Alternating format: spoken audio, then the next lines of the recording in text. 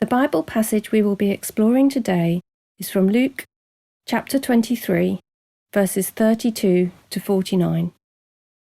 If you're using the NIV Bible, like the Blue Church Bibles, it will be on page 1060, and the words will also appear on the screen.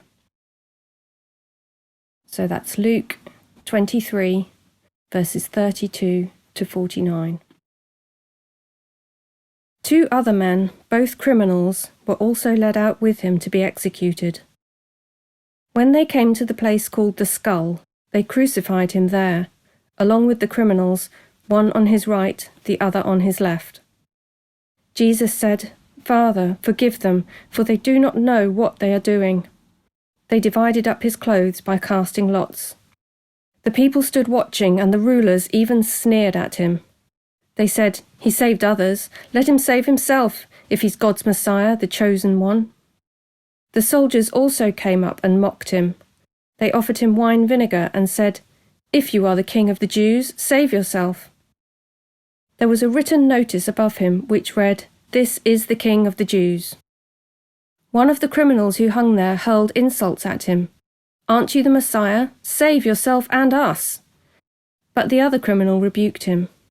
"Don't you fear God," he said, "since you are under the same sentence. We are punished justly, for we are getting what our deeds deserve, but this man has done nothing wrong." Then he said, "Jesus, remember me when you come into your kingdom."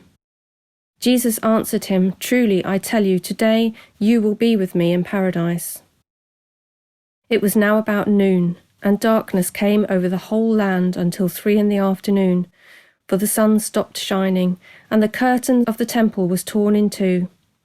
Jesus called out with a loud voice, "Father, into your hands I commit my spirit." When he had said this, he breathed his last.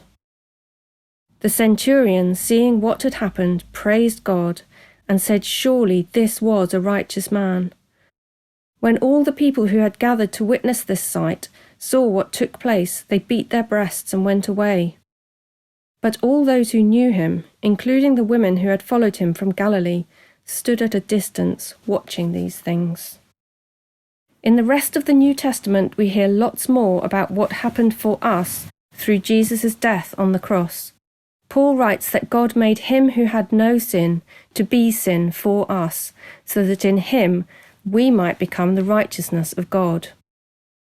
Let's celebrate that as we sing of the power of the cross.